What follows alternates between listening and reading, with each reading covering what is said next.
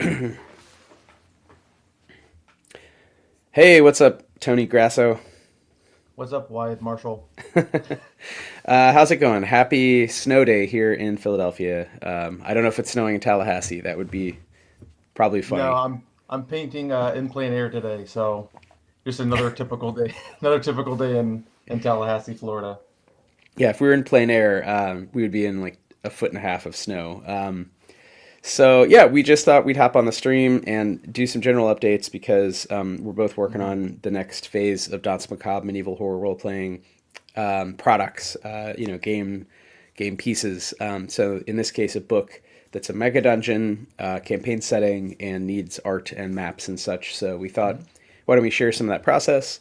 And we could also just talk generally around sort of your process in terms of design and art and give a few updates overall on the campaign, which I will write up for backers, of course, in writing, but we thought it'd be just chill to jump on a stream. So, yeah, with that, the campaign, first of all, thanks to all the backers, went really well. We're really excited. And the first two books, so the Danse Macabre rulebook by Christopher Pickett and the Guide to the Abandoned World, which is 8 additional settings beyond Constantinople, plus solo rules by myself, Chris, everyone. Those books are done, and we're getting proofs from the printer. Mhm. So we're really excited to have the two, biggest, most important pieces because those go together already done. And we're working on the third, which is Unsunken Paris Below. So that's what we're talking about today, which is a campaign setting in Paris. So not Constantinople, but further west, a little more trad fantasy, just in the sense that, it's Western European, imagery and names and such. But it's the same Danse Macabre setting, 1390, mutant zombies called demoniacs, and false death. You come back with Maleficia mutations. So all of Chris's cool thought, we just try to bring it into a very familiar setting in one sense of the largest medieval Western European city, which actually does in real life have at this time these mines. It's sort of swampy ground over mines, so it's tons of just dungeony stuff down there. So one of the questions was kind of how to build that out as a book, and we sort of developed a point crawl. So this is written by myself, and Tony, you're going to help bring it to life with all the sort of use the graphic design through lines and a lot of the art. Chris, I'm sure, will do some amazing art as well. And then we also have Michael J. Cohen, shout out to ArcWolf, Archangel Wolf Design and Illustration, helping us with some high level maps because it turns out Michael is does maps of mines for a living in part. So we were sort of talking about how difficult it is to show these areas that are actually pretty far apart in a lot of ways. And I think that's actually an interesting thing about dungeon design in general is like you often have points on maps that have to sort of make sense when they're printed either at letter or A5, where you can kind of Mhm. grok like how the distances are. But then in real life, they might be really far apart, and then sometimes you want to see rooms that are actually just rooms next to each other. So there's sort of two scales. There's like going around literally the basement of a castle, which is like room to room scale, and then there's like the scale of a few miles of like the quarry or mine. So it's an interesting setting in that underneath all of Paris and beyond are these natural caverns and mines. But then we also wanted to have basically basements of castles, which are all, again, real. So everything we started with was real. And then I've written sort of Danse Macabre, fantastical BS that then, Tony, you're bringing to life. So that's a little setup. So I think today we were just kind of talking about what to sketch, and you'd said you wanted to kind of draw these demoniacs called gargoyles, which is, of course, a classic medieval French monster, spelled like you would if you read it phonetically. It's written out like garguili, but I just went with the English spelling for the the main monster entry, but the encounter block. But yeah, they're basically mutant zombies who've sort of evolved with their Maleficia to have leathery gray skin. It makes them have high damage reduction in game terms, and they also can blend in to stalagmites. So they have these wings, but they're not really for flying. They're just leathery flaps that wrap around and make them look like columns of stone pillars, in the darkness. But actually, they're essentially zombies that sort of bust out and grab you. So that's the setting. They show up throughout the setting in general, but there is one area that is a large natural cavern, kind of between faction-held basements, dungeons of castle locations, that happens to have a lot of them, and that one of the factions has just sealed off as a trap. So if someone goes in there, spoilers, then you just have to fight a horde of gargoyles in pitch black. And basically, taking inspiration from Shadow Dark, if you're in pitch black, you just go last, right? The gargoyles act first. So there's light rules. You have to, bring light sources, maintain light sources, which is totally optional. It's not in Danse Macabre rulebook, and you don't need to keep track of them. But if you do, each of the settings, each of the 50 locations in the sort of mega dungeon beneath Paris has a median light band. So it sort of says, is there any light here? Are there soldiers with lamps, or is it just dark? Which would be pitch black. So this is a pitch black location called the Gargoyle Cavern. Also, these locations have a depth rating, which is the likelihood that something might fall on you from above, because after 30 years of essentially zombie apocalypse, these different factions, the Great Dukes, the King, the South, which is the kind of university, and the thieves guilds, and just normal people, peasants, and then the new Templars, the returned sort of hyper basically bad guy knights from afar who've come back to their headquarters in Paris, who are veterans with lots of maleficia. They're all digging underneath and building out their sort of network of tunnels, and there's just a high risk of cave-in. So there's a few different things that every location has, in addition, obviously, descriptions, encounters, NPCs, relics, fun stuff like that. So, Tony, rambled intro here, but do you want to tell us a little of how you've taken some of this text and how you're thinking about 50 locations broken up into 4 regions, 4 types of locations, and their connections, and what you're going to end up showing in the book as you begin putting it together essentially this weekend? Yeah, so I think one of the things that I am trying to keep in mind, and then I guess try to bring to the page, something that we don't have a lot of in the other two is um like scenes, I guess. And because this is so specific, we want it to feel very like you're crawling through the dungeon. I want to do a lot more like landscapey bits, or I guess not necessarily landscape, because it's all underground and crawling in caves. So unlandscapes. But I think it's important for specifically Unsunken to feel like you're crawling around in the dark underbelly of Paris. And so I think one of the things that I kind of discovered mid call here is that I think it'll be fun for these I guess scenic illustrations that'll go atop some of the locations on this like massive point crawl, um, would actually be to have them all set against an orange background, so it immediately turns the light down. Like at base level, it's everything in the background is already orange, so it kind of forces it to be a little bit darker. It'd also be a little bit of a, not necessarily a stylistic change, but it'll make the art in Unsunken look unique to Unsunken, because we don't really do that anywhere else. And so that is literally a design choice that I'm discovering I think will look cool um, kind of right now. I don't know if you have a thought or Yeah, what no, you. that's really cool. I think you're right that the way we've approached it has been based on Chris Pickett, the creator of the game's thin lined, kind of black and white pen and ink drawings. Chris is an amazing tattoo artist and was drawing a lot of these as kind of characters, kind of concept art. So to your point, Chris did do some bigger scenes, and they do tend to be very dark, which is Mhm. really nice and rich and bring to life the world. But for this book, I like the idea of like smaller scenes, but a lot of them that almost feel like etchings or something, where you're doing like knockout, like the orange becomes the positive space, and Yeah. then everything else is just becomes black. And I think that sort of Halloweeniness will help sell the idea. This is meant to be a dungeon in the somewhat old school sense, although it's written in a much more new school way in that it's 50 point crawl locations. They're not all rooms that are drawn out to be sort of in a hex or square grid map. They're meant to be descriptive Yeah. areas. We were talking the other day about having at least 4 of them that do have Mhm. multiple rooms be fleshed out with sort of maps, either isometric or flat maps. And then there are the overarching maps, the sort of full spread maps that connect them. But I think it'll be interesting to see the scenes and the role the scenes play in addition to obviously words and maps.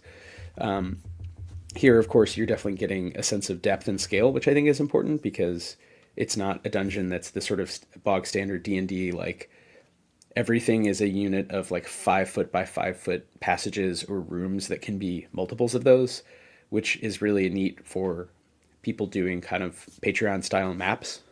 but it's, Mm-hmm. like for hex for like Roll20 and Foundry. But I think in real life that's just not how architects work, and it's not obviously how limestone caverns are cut out by water over hundreds of thousands of years. So I think it'll be interesting to try to mix up some of that so there's a sense of old school, utility, but also show visually like depth and darkness and different kinds of spaces, but with relatively limited area because we want to keep the book. We don't want it to be super, super long, and it's A5, it's small. So we're trying to strike that right balance of a nice product that Yeah. goes really well with the core book that really, really, really blows out in other settings. So the core book has Constantinople. The guide has 8 more settings that are each a chapter, plus the solo rules, which is kind of another setting. It's another area in the example. And then obviously the Paris book is all around the Ile-de-France. So you get, I guess if you did get everything, you're getting Constantinople, Paris, 8 other settings, and a kind of a ninth with the solar rules. So it's a good amount of examples of kind of ways we've thought through what the abandonment, or in French, l'abandon, looks like, right? So yeah, I think visually, I also think, Tony, to your point, maybe you can say a little about how you've designed the books, thought through them from a graphic design perspective, and now you're doing more of the art for this. How it's going to look in terms of, we talked about there's only 3 colors. So when do you use white, black, or orange, and when do you use tints or shades of those? And I don't know Yeah. how that popped into your head, but I feel like you had some thoughts there. No, for sure. I mean, what one of the things I think on a larger scale that I try to do across the 4 books, including the Reliquary as part of like the set of 4, is make sure that each book has like a unique, um, as unique as it can be with the 3 colors, a unique ratio of the 3. And so I think Danse Macabre, the core rule book, definitely strikes a more 50-50 balance between the black and orange, um, with all the pages being white across the 4. I think graphically, the core rule book definitely has 50-50 between the two. I think Guide leans a little bit more black than orange. And then as I've started laying out and messing with um, Unsunken, I think it lands closer to being. Well, now that I'm doing the artwork this way, it's definitely going to be heavier on the orange, but I think it's going to feel darker, almost as like a visual uh, effect of it being surrounded in the black. So I think if anything, the ratio might be similar to Guide. Um, but I think it'll still feel darker, which I think will be fun. Um, Yeah. and then And we, across all the, go ahead.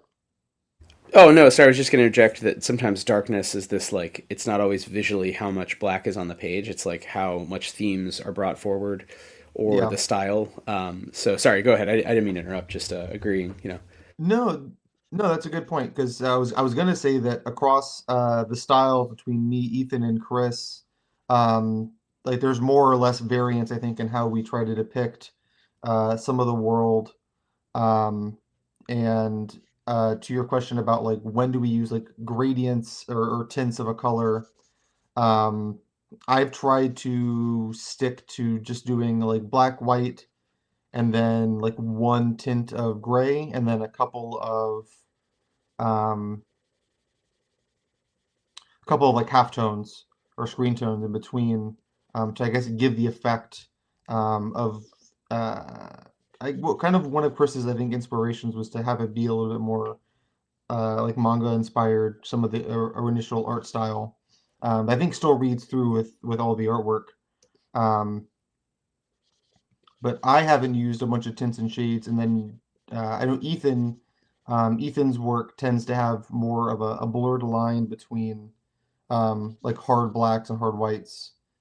Um, so I think that when it comes to the graphic design of the books, I've stuck really strongly to there not being um, really any variance in between. I think it's either orange or white or black with the way that things get depicted. I think it lets the artwork be a little bit more free because everything else has a tighter constraint on it, if that makes sense. Yeah, it makes sense, and I think obviously that maybe you could reflect on this. I don't know if you've done this kind of project where there are essentially four books, and we did want them to all look the same. And I remember some of these discussions with Chris and Ethan as well.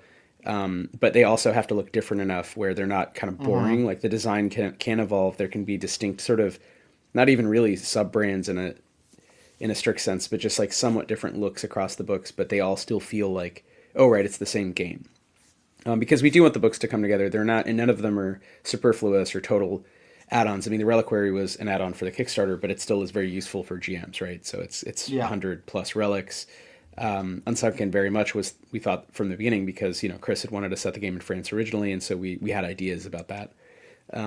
So I do think they should feel cohesive, and I think now that most of them are written, if not like fully laid out and illustrated, it does feel to me like it's coming together. But maybe you can reflect on, from your perspective, in terms of graphic design, sort of what that process was like. I don't know. Yeah, it was definitely a lot of trial and error on the first book. So getting the core rule book done was um, like we had a couple of calls going over like graphic design stuff and kind of settling in. And then as I was working on it, like we had brought up in a bunch of internal like calls where I'm like, I feel like I've really leveled up this year in terms of my ability to navigate InDesign and to kind of exact what I want out of like a graphic design thought in InDesign. And so some of that was I don't really have any of it here, but some of that was being able to tweak the paragraph styles and the call out styles in a way that um, is kind of pushing InDesign to its limits, where I feel like I'm hacking it in a way to get different ornaments on the call outs or um, just different styles that we've kind of come to for all of the games, I guess. A power. I'm thinking specifically of the way that we lay out powers now, where it has like a rule across the side. That was like a bunch of InDesign hackery to get it there. And so all four of the Danse Macabre books share a lot of those initial um, explorations and level ups on my part in terms of knowing how to navigate and mangle Adobe InDesign to my will. But then to have them be unique, even though they're sharing a lot of the same paragraph styles, I really tried to give them each their own beyond the color ratio that I think has them look different when you open the books up. All of the page borders and the marginalia are different across the four. So for Unsunken, um, let me see if I can't, if it's not part of my recent open ups, it would be a lot easier to show it off. Uh, let's take a screenshot real quick and drag it in. But to give them all like a unique set of like page graphics, I guess, to have them all stand out from each other. Uh,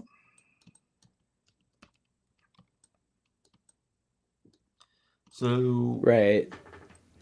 this is a like a drafted, not super well formatted spread from Unsunken. Has a big cathedral like piece at the top that marks off the H1s.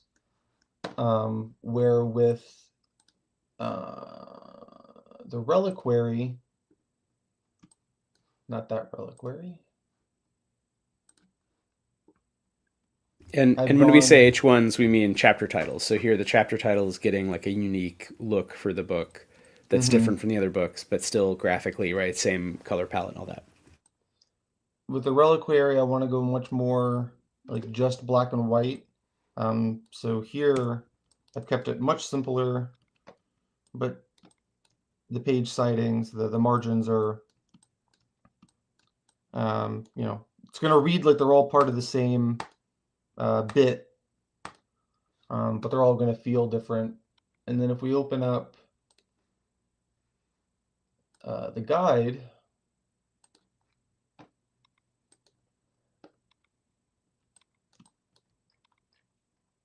just going to grab one of these real quick. because there's yeah, I'll grab this one. Once it looks nice, there we go.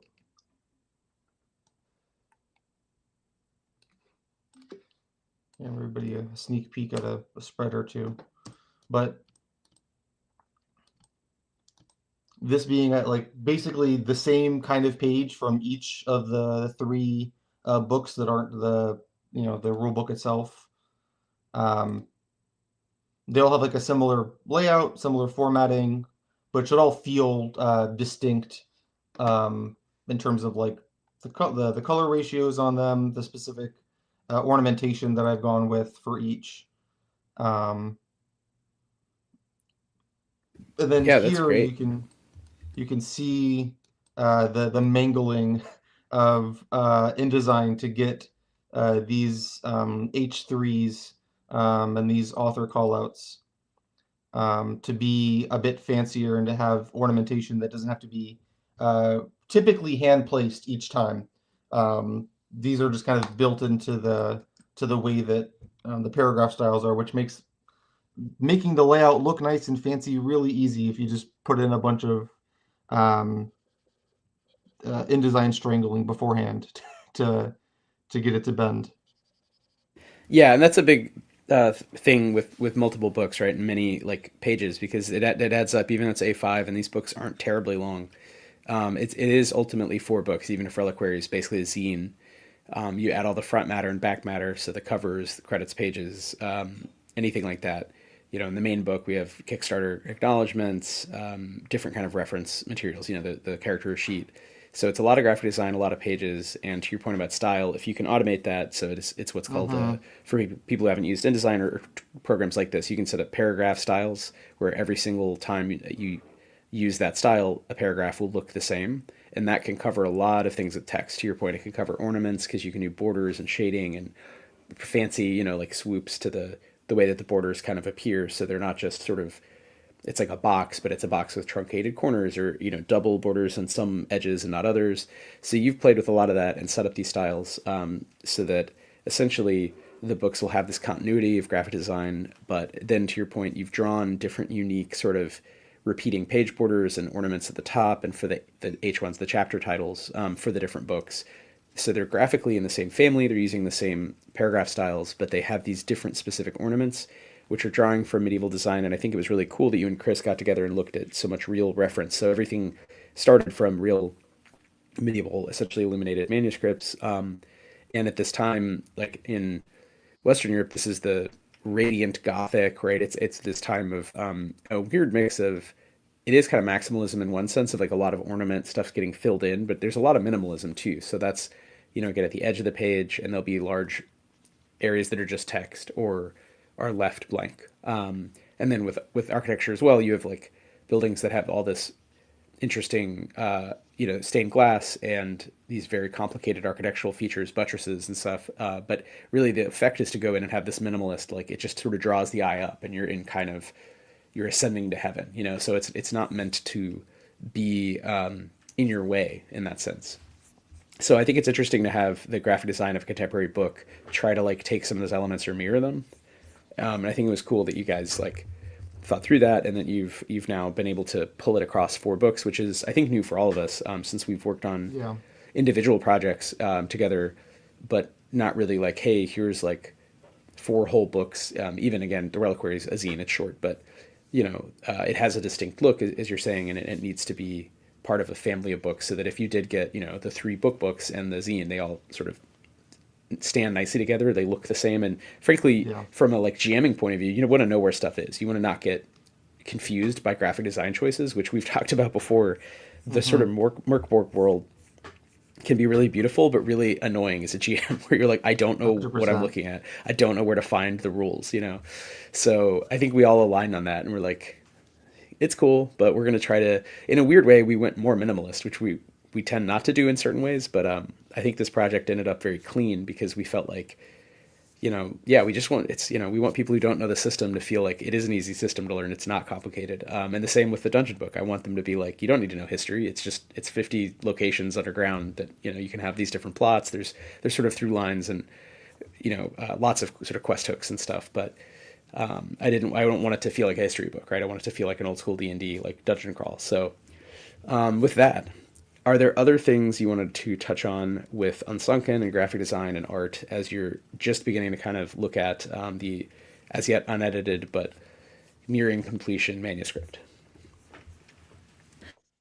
Yeah, I think these illustrations are going to be fun to go through. I think similar to how we have like the four books that kind of need to fall in line.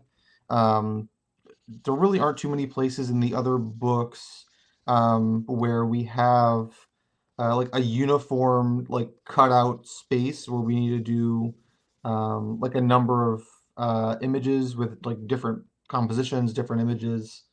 And so that's something that I'm kind of looking forward to now that I'm kind of getting into it and starting to figure out how to work this visual space. Um,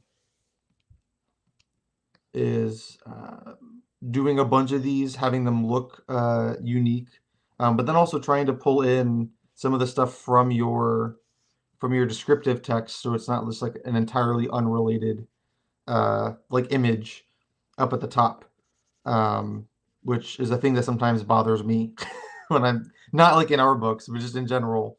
Like I kind of want what's there to map onto to some degree, to have it not be totally contradictory.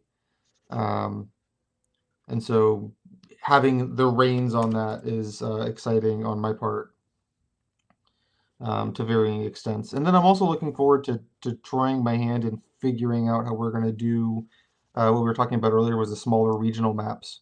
Or like the smaller maps that aren't like the bigger ones that Michael's going to be working on.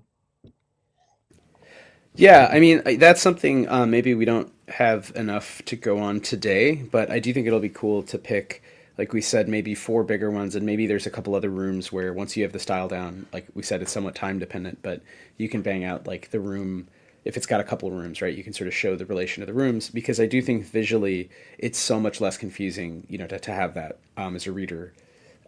Even writing it, it's like I found myself having never really, in a way, written a true mega dungeon. I've written a lot of like sci-fi, like hulks, like spaceships with rooms, modules, but I tend to think because with modern engineering, there's certain like logics and plus in the far future, like whatever. I feel like it's less confusing to me, but with some of these older spaces, I was really trying to understand. Wait, how would it look? How far apart are these things? How would they be connected? Like, Mm-hmm. and I think it would help to some degree to go back to that old school style so that readers can easily see where they are, and especially if you're GMing a game, you can describe accurately to players like what's happening.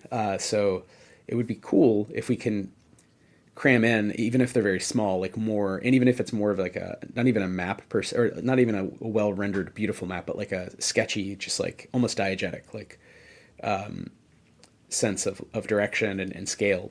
I think those things could go a long way. And I think that's not something we've done really before across a whole book. So I think it'd be a fun challenge to work with you on. And yeah, I'm excited to sort of maybe we'll do another one of these and focus on mapping, in a month.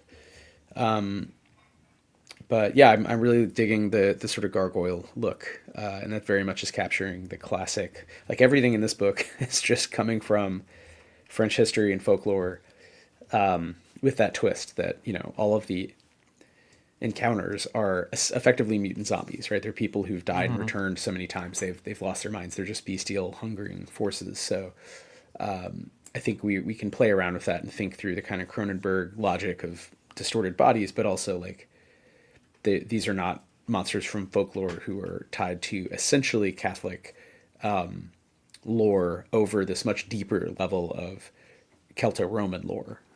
They are actually not related at all, right? They're much more related to the sort of modern fast zombie apocalypse. So Yeah. it's an interesting game to write for in that sense as well, where we've tried to be true to the time and place. We've tried to draw from culture and culturally specific folklore, but we're also trying to like treat the world very symmetrically as like, nope, it's a zombie apocalypse. It's not actually anything that spiritually is clear to any one group. There is no one group of people who figured out the answer yet, you know. And if that's then as a GM, you could always actually have it be mystical, magical, whatever you want. But we, the designers, are leaving it kind of open. So it's cool to see, though, you know, just different artists take on these pretty classic forms that, again, like we tend to do stuff that's really wild and weird. When I think of Stillfleet, Blister Critters, like really pushing the envelope with aliens and cartoon animals, and like engaging with much more radical sort of choices in terms of the art. And then I think with this game, it's nice because we were forced to be like, nope, everything is like from folklore Yeah. and they're all humans. So it's tied to like human bodies and ideas that have been around for, in many cases, a couple thousand years, you know, in terms of like these tropes of the gargoyle, the werewolf, the vampire. Like if we want that to be a creature, it has to be a zombie and kind of also read as that trope. So I don't know if you have any reflections as an artist on like trying to marry those two things and again have fun with it and not feel it's too classic or old school for our taste, right? No, no, it actually has been a lot of fun having them be a bit more grounded with the work that I do, like specifically for Blister Critters. The whole goal is to have it be almost as exaggerated as I can push it. um, and it's also yeah, it has been fun to try and ground them and to be weary of not pushing it so far in an exaggerated direction. Like have it be scary but not goofy looking, I guess, or not have it be alien. Trying to, like you said, like fall into like a more Cronenberg like body horror aspect where it still feels human, even if it's all like fucked up and weird.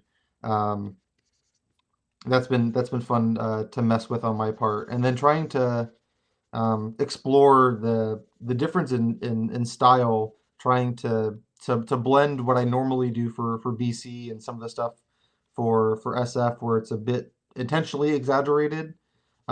It can be a bit looser in terms of like the I guess the brush strokes or my hand can be a bit looser with how I'm pulling stuff together. Um, Danse Macabre has actually been, I say struggle, but a good struggle. It's been, I guess, better word, maybe exercise in being more intentional with, um, like my hand while I'm illustrating.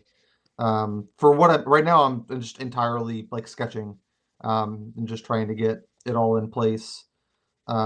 But like for the more rendered pieces, like it is, like if I pull open, I think a piece that I actually did a long time ago um, when we were putting together the Kickstarter and everything for the ogre, um, is a good example of like trying to be scary but also not too cartoony. Um, yeah,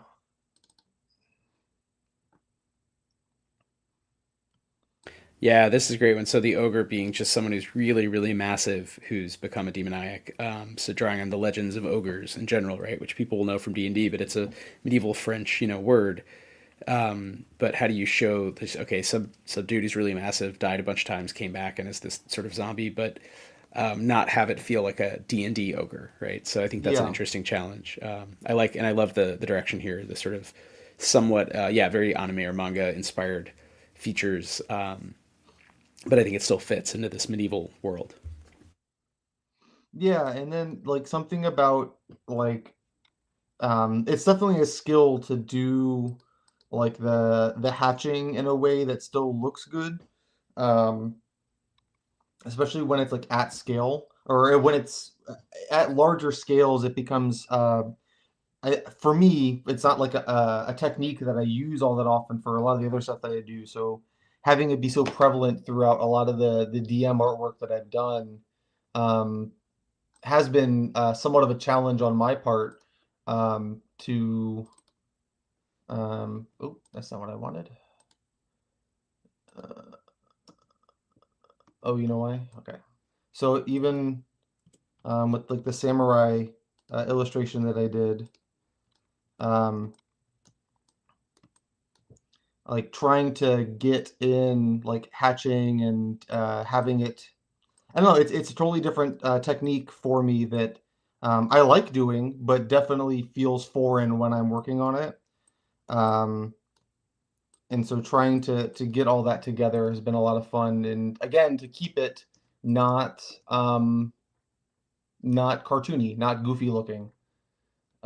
Which I think I just tend to slip into drawing things more cartoony. I think my natural inclination is just to make it kind of silly. Um, so this is another one that I really liked working on. Um, then again, just trying to.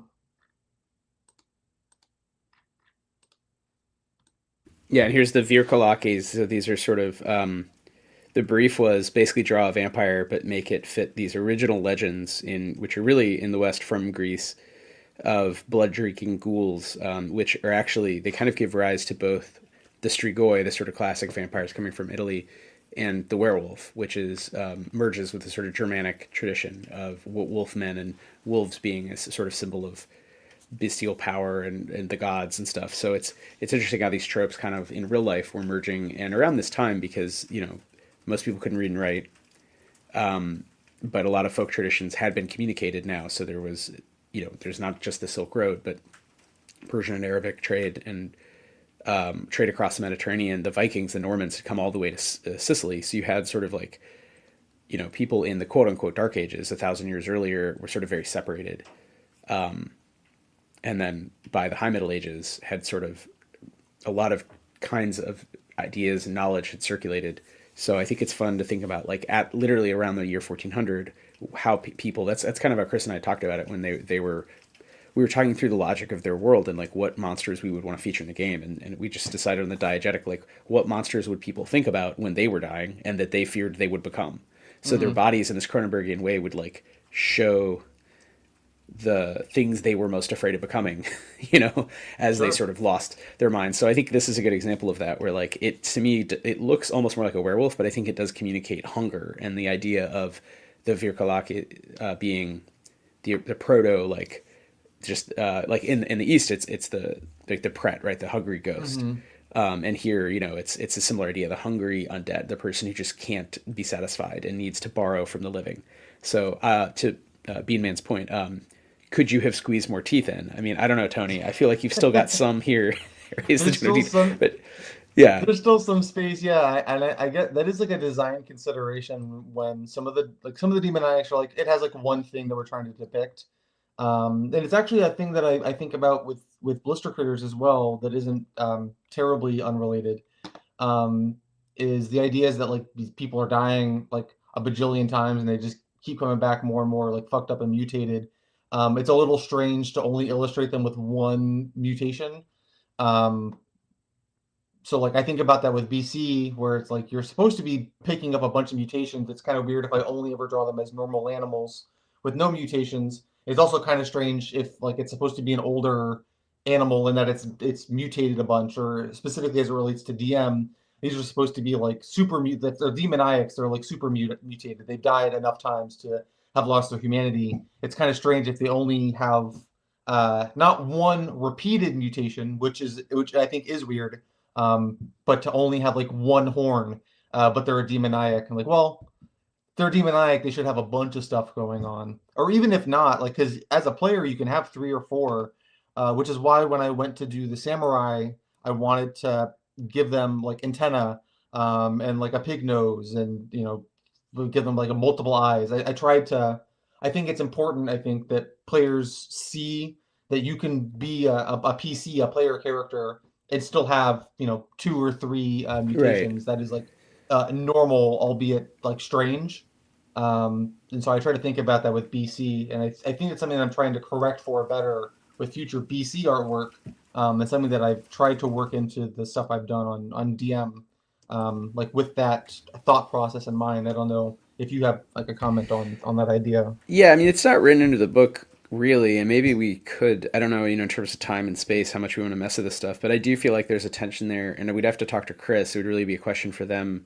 But I do think my understanding of it is you get random mutations, but then if you're a demoniac, it's almost like you're tending towards some form, which we've tied, especially in Guide and Unsunken, to folkloric ideas of monstrosity in Mm-hmm. medieval times. The medieval old world, across Asia and Europe and North Africa, which is what we know more about.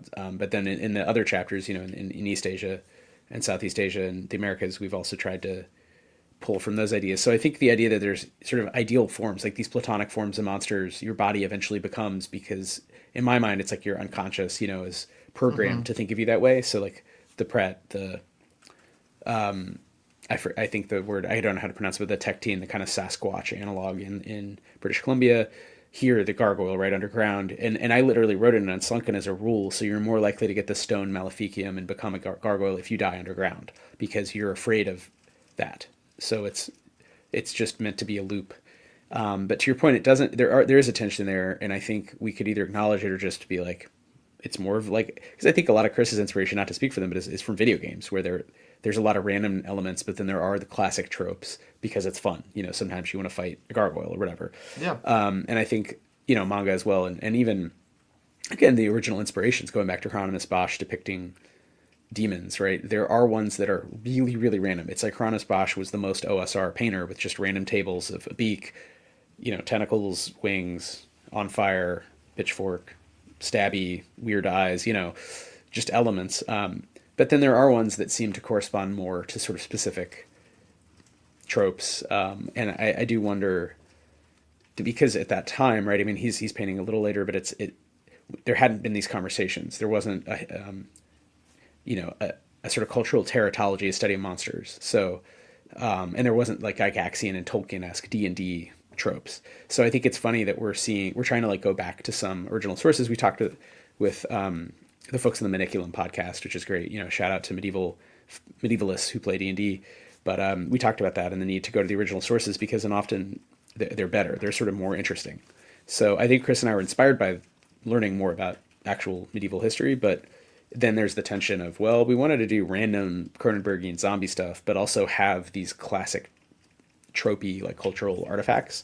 Mm-hmm. So at present they're just all cramped in there, and I like to think that it's a trending thing. And then if you just kept dying and coming back as a mutant zombie, and you couldn't ever really die, no one was releasing you through true death using quintessent relics, you would eventually become one of these kind of classic monsters because culturally that's what you think of yourself as, with whatever is left of your brain, right? It's because you're not a zombie. You're not like undead. You're in that sense of like no thought. You're just like a Yeah. monster. So it's a weird tension there. I don't know if that totally is convincing saying it out loud, but that's it is something we've thought about, and maybe we could address more. I mean, again, the guide kind of speaks to this a little in the intro, but it's not really in the rule book at all. So I don't know if GMs and players in playing it, no one has ever mentioned this, but I do feel as a tension as a GM, right, running it and looking at kind of lists of the demoniacs. You're like, oh Mm-hmm. yeah, these are not as random as the player characters often, who are rolling on a D100 table.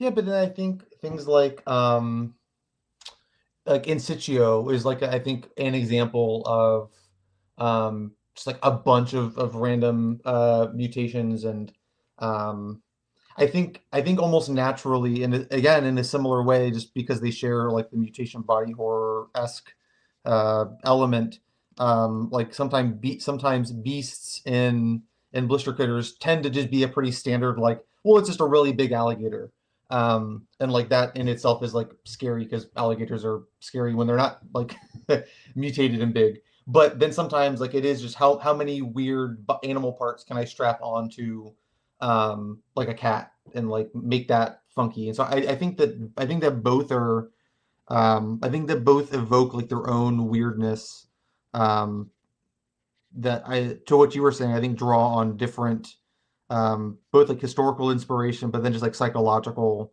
like ways I think of trying to develop a monster.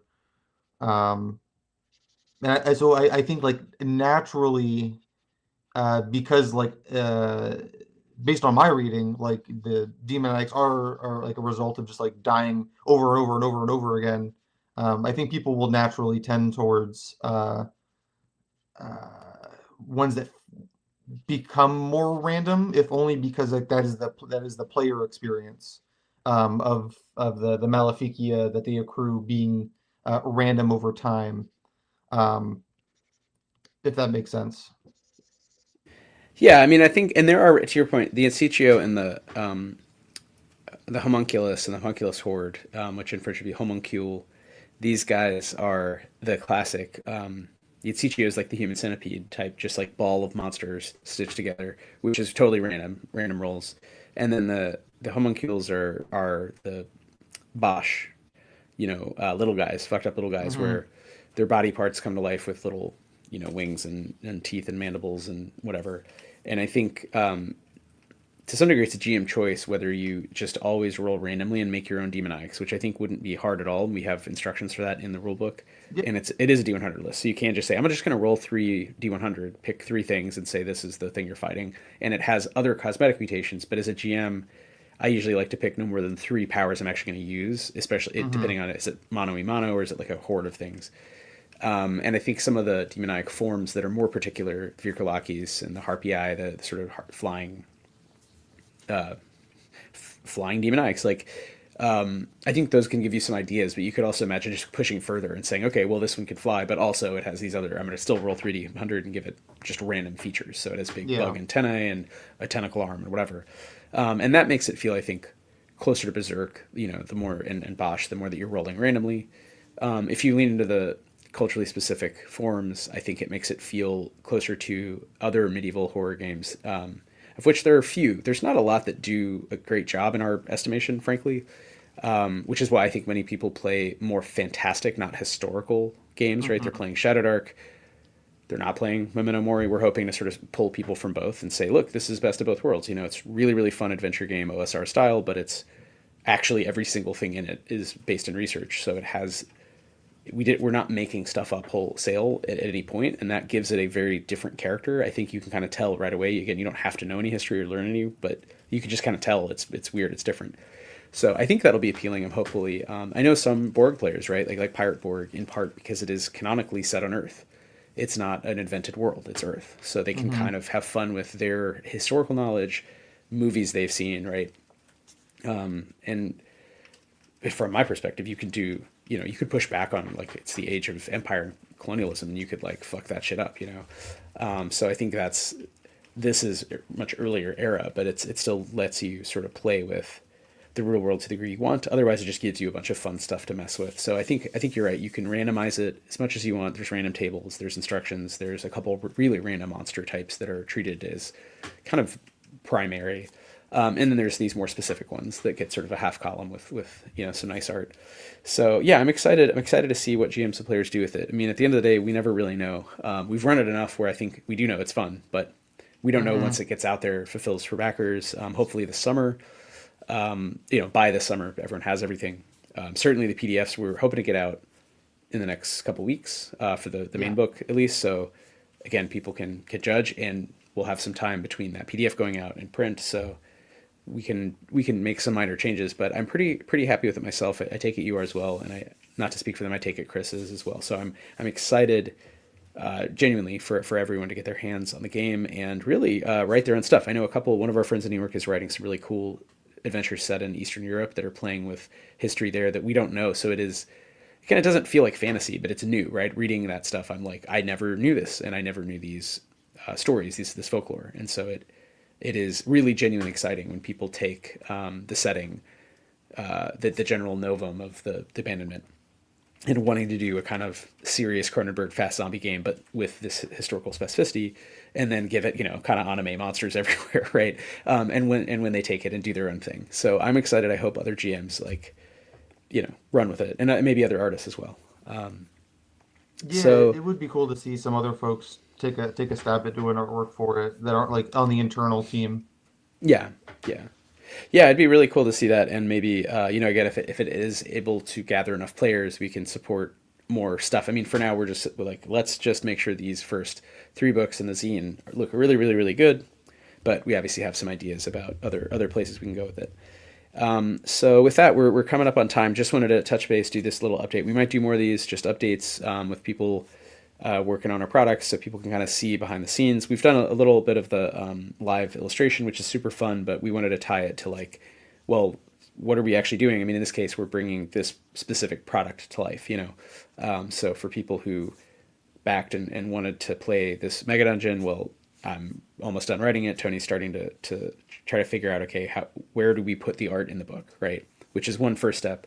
Maybe we can do another one that's a deeper dive on like kind of InDesign and how you're the process of laying these books out, which is genuinely kind of fun. I found over the years learning more about it, but it's a lot of work and it's different from the actual writing or drawing. Is like where does stuff go and how do we cram it all cram it all in there? Yeah. But for now, Tony, last thoughts, last words. Anything you wanted to highlight? The art is looking really dope. This first piece, but anything else has come to mind in this conversation?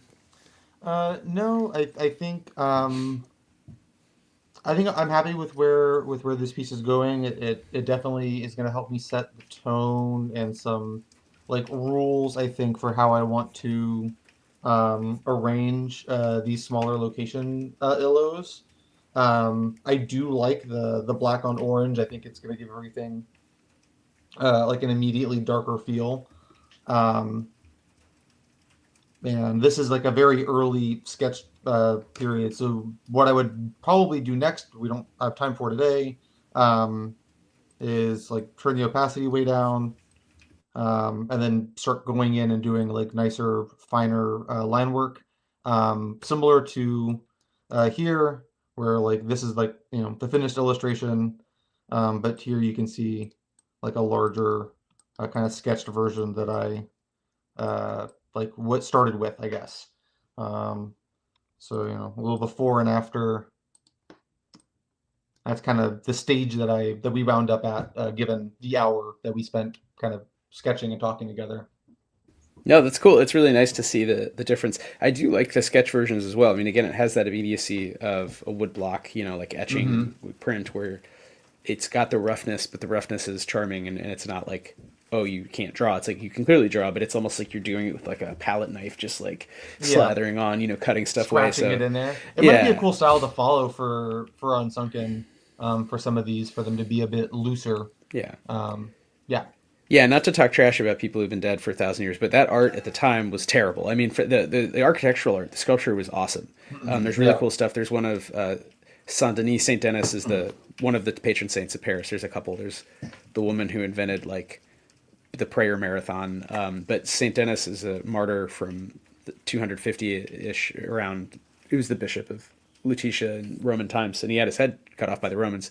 And he's usually depicted in statues as holding his own head. So he's like an old guy with angel wings with a halo, but then he's got his head down here. So it's like a John the Uh-huh. Baptist thing, but much more D&D coded, like the way, because it's medieval. So they all look, Yeah. everyone who's cut into stone looks kind of the same. They're all like short kings, like, you know what I mean? They all have like finery and like swords and like it's just like a weird mashup. So I think there's a lot of cool art from the time, but the actual ability to paint figures, they all look like old men. Everyone's face, baby Jesus, Mary, they all are old man Yeah. faces.